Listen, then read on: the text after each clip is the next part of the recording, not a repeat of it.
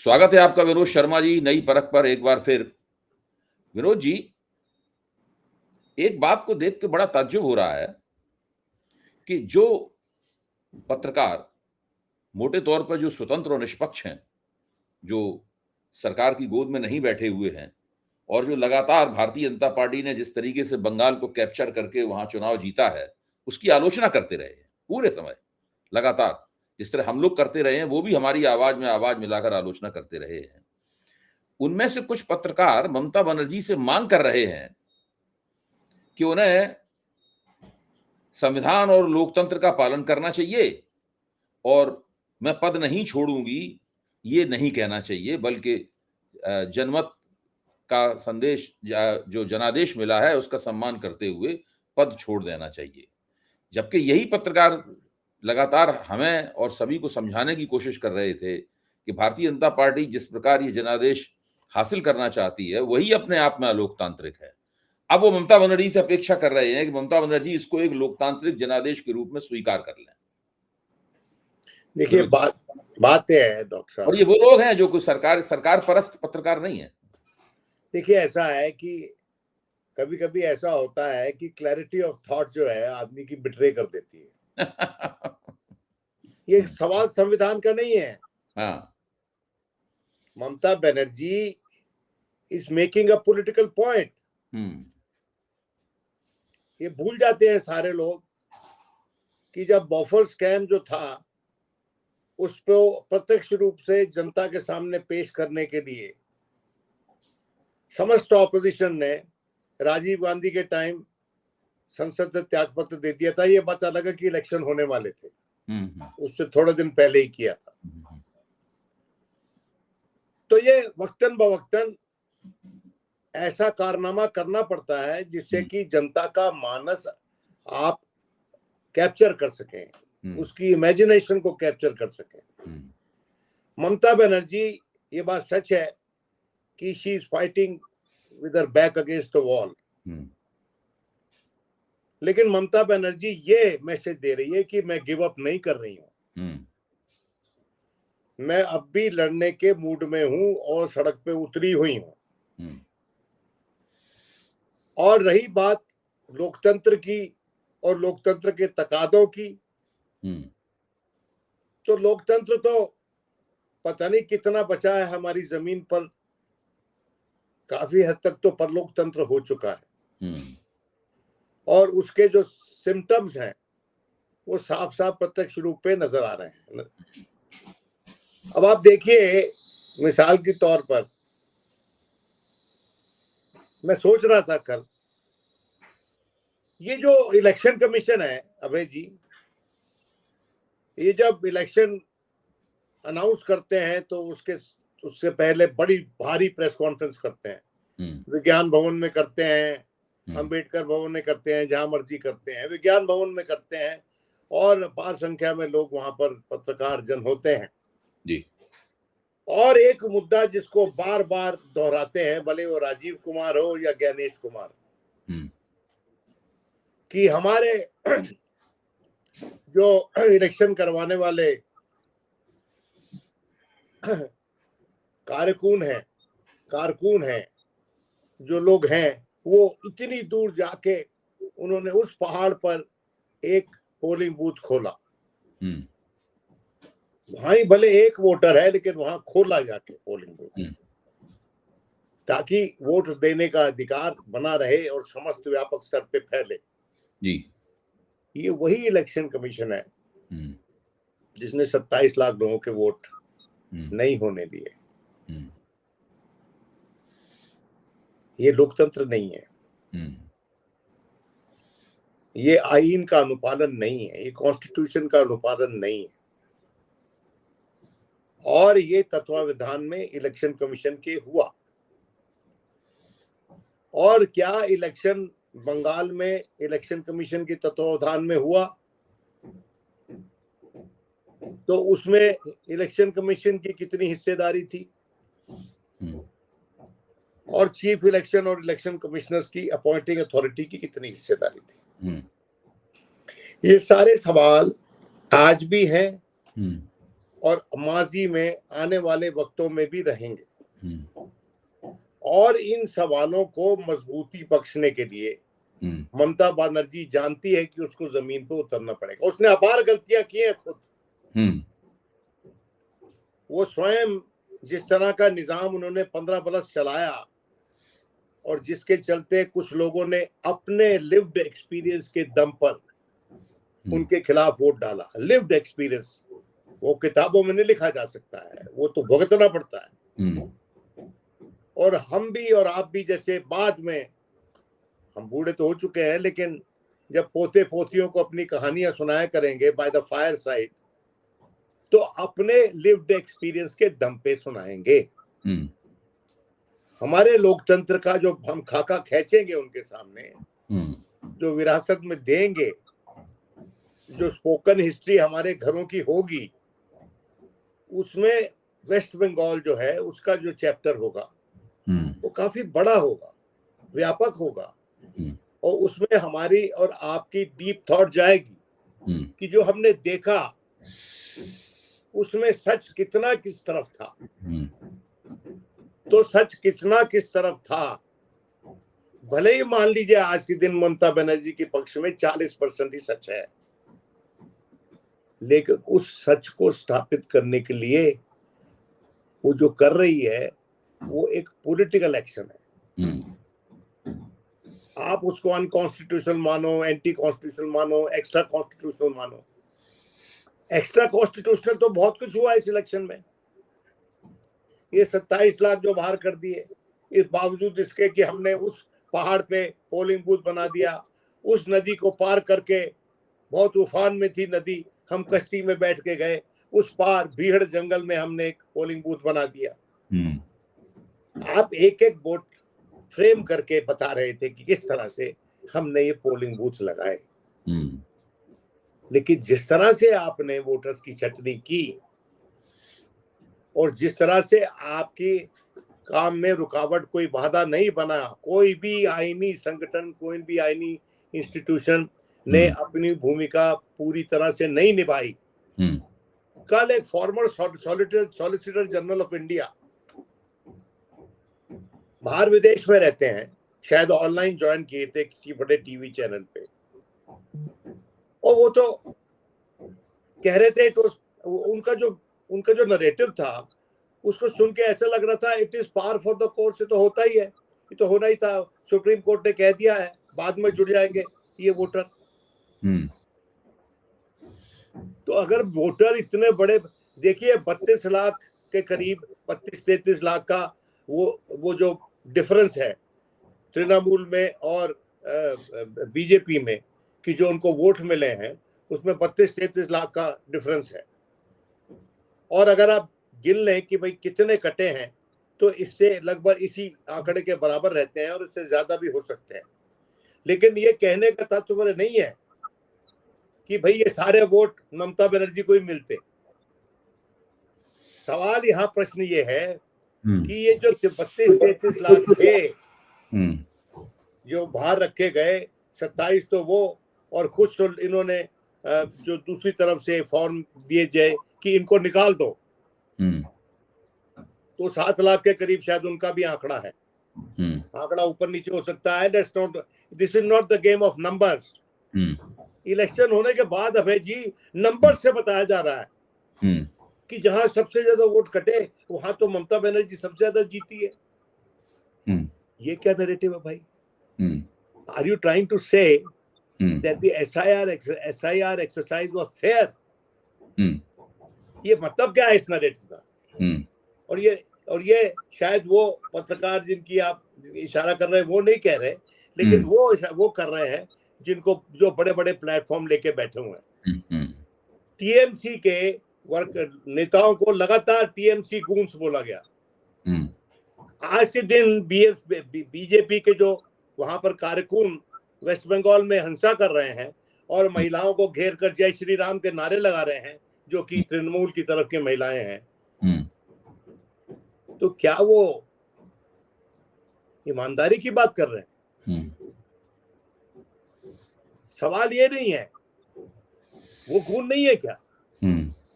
TMC people are goons. Yes, Mamata Banerjee did give patronage to certain anti-social elements. उनके जो उन्होंने clubs बना रखे थे और उसमें जो क्लाइंट रिलेशनशिप बनाने की क्लाइंटेल बनाने की कोशिश की गई उनके जरिए, और लोग जो वो बन गए extra constitutional courts, kangaroo courts लगाते थे और कोर्ट्स की बजाय उनके यहाँ फैसला हो जाता था। वो सब बातें जो हैं ममता बनर्जी को आज के दिन लग रहा होगा कि भाई ये मैंने गलतियां की हैं, लेकिन two wrongs don't make a right. अब एक गलती का जवाब अब दूसरी गलती से दे रहे हैं, और जो व्यक्ति जिसको बताया जा रहा है कि चीफ मिनिस्टर के ऑफिस के लिए सबसे आगे है, नाम जिनका श्रीमान शुभेंदु अधिकारी हैं, उनकी स्पीचेस चलाइए आप, उनकी स्पीचेस चलाइए। मतलब मैं समझता हूं कि अगर उनकी स्पीचेस और हेमंत विश्वा शर्मा की स्पीचेस एक साथ चलाओगे तो युगल गीत हो जाएगा वो। कव्वाली भी हो सकती है, तो कव्वाली तो गाएंगे नहीं, क्योंकि उनको शायद वो समझते होंगे कव्वाली तो एक ऐसे समाज का प्रचलन में प्रचलित है जहां जिसका वोट हमको नहीं चाहिए और ना ही हमने उनसे वोट मांगा। इस देश में, इस देश के संवैधानिक संस्थाओं ने इस देश को मझधार में छोड़ दिया। एक पॉलिटिकल पार्टी डंके की चोट पे कहती है मुझे इनका वोट नहीं चाहिए और हमसे वोट मांगने नहीं जाएंगे, और एक तरफ फिर तस्वीर बनती है कि उस समाज के बहुत से लोगों के वोट काट दिए गए जहां पर उनका वर्चस्व था, जहां पर उनकी मेजॉरिटी थी। हो सकता है उनमें से कई लोग ऐसे हों जो कि आरोप लगाया जाता है कि बाहर से आए हुए वो एलियंस हैं, हो सकता है, लेकिन फाउंडेशनल प्रिंसिपल क्या है, बेसिक प्रिंसिपल क्या है, गाइडिंग प्रिंसिपल क्या है? गाइडिंग प्रिंसिपल एक है, ये है कि किसी भी जेन्युइन वोटर का अधिकार जाना नहीं चाहिए।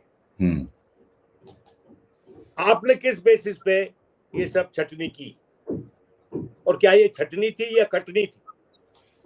कटनी थी तो, है ना? तो आपने किस बेसिस पे की? और अब आप पूछ रहे हैं कि Mamata Banerjee should follow the rule of law. Yes, she must follow the rule of law, and she will, I can assure you, follow the rule of law or will be made to follow the rule of law. But she has all the democratic right to make a political point by not accepting the verdict, by saying कि ये जो फैसला आया है अनुचित था, illegal था, खोसा गया मैंडेट है, ये मिला नहीं है, इसको स्क्रैच किया गया है, इसको manipulate, this is a manipulated mandate, ये उसको कहने का अधिकार है। और क्योंकि यही सवाल बहुत सारे लोग पूछ रहे हैं और हम और आप भी पूछते रहे, हम ये नहीं कह रहे कि हम सही हैं और दूसरे गलत हैं, लेकिन हम ये मानते हैं कि जो बातें हम उजागर कर रहे हैं वो सही हैं, और उनके चलते हमारा देश का लोकतंत्र मजबूत नहीं हुआ, क्षीण हुआ है, वीकन हुआ है, कमजोर हुआ है। और इसलिए जिनको ये रेट्रोस्पेक्टिव विजडम आया हुआ है, विलेटेड विजडम, कि नहीं उसको छोड़, वो जाएगी भाई, आप क्यों इतने विचलित हो रहे हो? वो तो उसको तो त्याग पत्र देना है, पर उसको त्याग पत्र देना है ये मानकर कि नहीं वो इलेक्शन हार गई है, उसको त्याग पत्र देना है अंडर प्रोटेस्ट कि मैं ये इलेक्शन हारी नहीं, मुझसे चुराया गया और ये जीते नहीं, इन्होंने चुराया है। ये पॉलिटिकल पॉइंट वो मेक कर रही है, जैसा कि आपने किया था। कुछ निकला क्या बॉफर्स कैंप में से?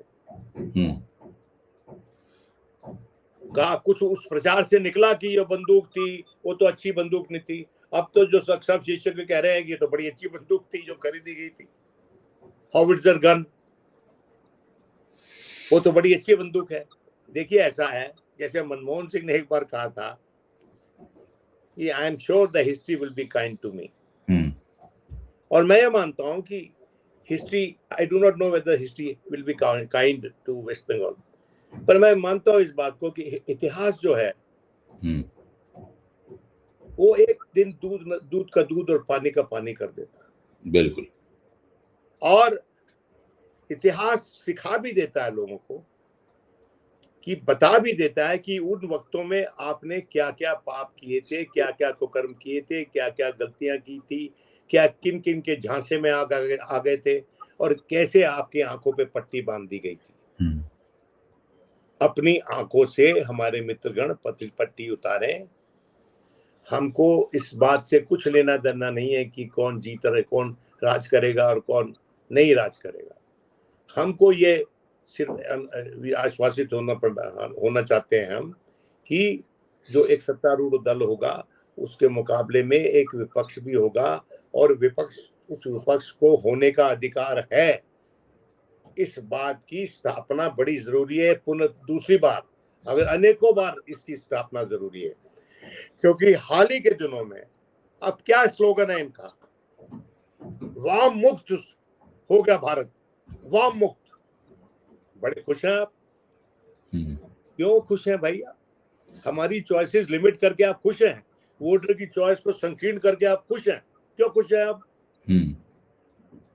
हमको तो इतनी चॉइसेस चाहिए जितनी हमको होनी चाहिए किसी भी लोकतंत्र में। हम तो एक जमाने में कहते थे, हम तो जाके लोगों को, हमसे बात करते थे आसपास के देशों में और वेस्ट एशियन कंट्रीज में, उसमें वो भी मुल्क है कि जिसको बोलिए बोलता है कि पाकिस्तान भेज देंगे, कर देंगे, बोल देंगे। उन लोगों को हम उनके मुंह पे बोलते थे कि तुम्हारा क्वाज़ी डेमोक्रेसी, आप कोई लोकतंत्र हो। हम तो मजाक उड़ाते थे, आप तो फौज के जूते के नीचे दबा हुआ लोकतंत्र हो। हम किसके जूते के नीचे दब गए भाई? अभय जी बताओ ना मुझे, मैं किसके जूते के नीचे हैं हम आज के दिन? एक और विरोध जी, आप जो विश्लेषण कर रहे हैं उसका परिप्रेक्ष्य तुरंत समझ में आने वाला है, और बहुत बड़े पैमाने पर लोग इसके समर्थन में खड़े हुए हैं इस परिप्रेक्ष्य के। पिछली बार हम लोगों ने जो वीडियो बनाया था उसको बहुत लोगों ने देखा, बहुत कामयाब वीडियो था। इसका मतलब ये है कि जो हम लोगों का जो तर्क योजना है वो बड़े पैमाने पर लोगों को अपील कर रही है। दूसरी बात, ममता बनर्जी के खिलाफ दो तरह के प्रचार और तुरंत चुनाव नतीजे होते ही शुरू हो गए। एक प्रचार ये शुरू हो गया है कि जब वो सीपीएम के खिलाफ संघर्ष कर रही थी तो उस वक्त वो भारतीय जनता पार्टी और राष्ट्रीय स्वयंसेवक संघ की आंखों का तारा थी, और संसद में भाजपा के आधा दर्जन से ज्यादा नेताओं ने खड़े होकर उन्हें बंगाल की दुर्गा के तौर पर उनका अभिवादन किया था, और उन्होंने उस तारीफ को स्वीकार भी किया ममता बनर्जी ने। और राष्ट्रीय स्वयंसेवक संघ के बारे में भी उन्होंने ये कहा कि वो बड़े देशभक्त हैं, बड़े अच्छे लोग हैं, और भारतीय जनता पार्टी के बारे में भी कहा कि वो तो हमारी स्वाभाविक मित्र है भारतीय जनता पार्टी, नेचुरल है। हाँ, नेचुरल है। एक बार नहीं, दो बार वो सरकार में भी गई, मंत्री बनी। तो ये इतिहास लाया जा रहा है।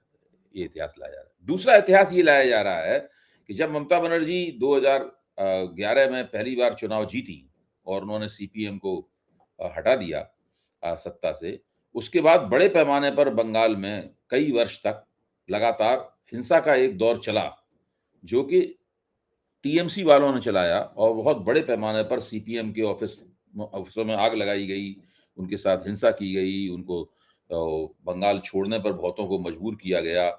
मतलब ये सारी बातें जो हैं वो खोद कर ममता बनर्जी के खिलाफ लाई जा रही हैं। अच्छा, इसमें से बातें सही भी हैं, लेकिन प्रश्न इस बात का है कि अगर इसी इतिहास के आधार पे ही हम वर्तमान की राजनीति करेंगे तो फिर हम धीरे धीरे गोदी पत्रकार हो जाएंगे, बीजेपी की गोद में जाके बैठ जाएंगे। हम क्या हो जाएंगे इसकी परवाह नहीं है भाई जी। वो जो हो चुके हैं हम जानते हैं। हाँ।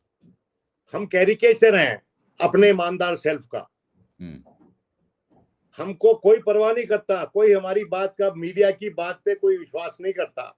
हमारी औकात जो है ना वो हमने खुद ही गिरा दी है, और उसके लिए हम स्वयं जिम्मेदार हैं। देखिए ऐसा है, ये जो चॉम्स्की ओबीडियंट मीडिया की बात करता था ना, हमने उसको भी कोसों पीछे छोड़ दिया है। हम ओबीडियंट नहीं है media, we are servile media, हम बंधुआ मीडिया हैं। और इस मीडिया को अपने आप को फ्री प्रेस कहने का कोई अधिकार नहीं है। इसको जो फ्रीडम मिला हुआ है, प्रेस फ्रीडम, किसी ने किताब में नहीं लिखा हुआ, हमारे कॉन्स्टिट्यूशन में नहीं लिखा हुआ, प्रेस फ्रीडम का नाम ही नहीं है। It is an assumed freedom derived from your freedom and my freedom for free speech। हमारा जो फ्री स्पीच का फ्रीडम है उससे डिराइव्ड फ्रीडम है मीडिया फ्रीडम, फ्री प्रेस। वो डिराइव्ड फ्रीडम हमको क्यों दिया गया? इसलिए दिया गया कि ये माना जाता है कि एक ईमानदार पत्रकारिता देश की जनता को सजग करती है, उसको बौद्धिक तौर पर सक्षम बनाती है कि वो पहचान सके कि कौन सही है और कौन गलत है, क्या तर्क सही है और क्या तर्क गलत है। इस मीडिया ने, जो आज का मीडिया है और जो कल परसों से मैं कवरेज देख रहा हूं, शर्म आती है। मैं समझता हूं कि अगर कोई अब सुप्रीम कोर्ट के पास जाए, मुझे नहीं पता कि सुप्रीम कोर्ट क्या उस पर पोजीशन लेगा, क्योंकि सुप्रीम कोर्ट ये भी कह सकता है कि अभी रहने दो, अगले वर्ष आ जाना, हो सकता है। तो उनकी मतलब उनके विद्वता में कुछ भी कह सकते हैं, पर हमको तो हम बाध्य हैं उनको रिस्पेक्ट करने के लिए। तो मैं अगर कोई उनके पास जाए तो हमको जो फ्रीडम दिया हुआ है, जिन कारणों से दिया हुआ है, क्या हम उन कारणों के प्रति, उन उद्देश्यों के प्रति, उन ऑब्जेक्टिव्स के प्रति ईमानदार हैं? Are we exercising that freedom towards that objective? नहीं। हम तो, अरे वो कहता है ना, वो हमको तो लोग कहते हैं वो कि तुमको किसने बिस्किट डाला है? वॉच डॉग को बार्किंग डॉग बना दिया गया है, जो बिस्किट के लिए भौंकता है, एक के पक्ष में भौंकता है। पता नहीं कौन से बिस्किट खा रहे हैं ये, सोने के बने हुए हैं कि सूजी के बने हुए हैं कि मैदे के बने हुए हैं। लेकिन मीडिया का जो अपना रसूख है, उसकी जो अपनी सेल्फ इमेज है, वो भी गिर चुकी है।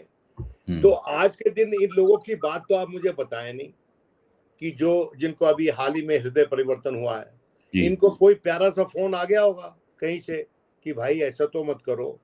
और देखिए, जब इलेक्शन हो गए तो माननीय प्रधानमंत्री का भाषण में देख रहा था, सुन रहा था, वो एक तरह से उनकी एक्सेप्टेंस स्पीच थी विक्ट्री की, जैसे हमेशा देते हैं। और उन्होंने बड़े अपनी पार्टी के अध्यक्ष को भी, नए अध्यक्ष को भी सम्मान दिया। और उसके बाद उन्होंने कहा कि भाई बदला नहीं बदलाव, बदला नहीं बदलाव का प्रॉमिस किया था माननीय प्रधानमंत्री ने। जो कलकत्ता की सड़कों पे हमने होता हुआ देखा, वो बदला था कि बदलाव था? शायद दोनों था। बदला भरा बदलाव, बदले से भरा हुआ ओतप्रोत बदलाव। देखिए, ममता बनर्जी के साथ जो हुआ, Mamata Banerjee to a large extent asked for it, लेकिन आज के दिन वो कर रही है जो वो कर रही है, और जो वो कह रही है कि मैं इस इलेक्शन को नहीं मानती।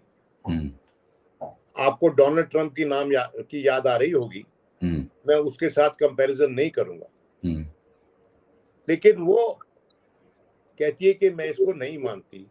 और जब वो कहती है कि मैं इसको नहीं मानती, तो अमेरिका के अनुपात में भारत में ज्यादा लोग ऐसे हैं जो उसी बात से एग्री करते हैं कि इलेक्शन फेयर नहीं था।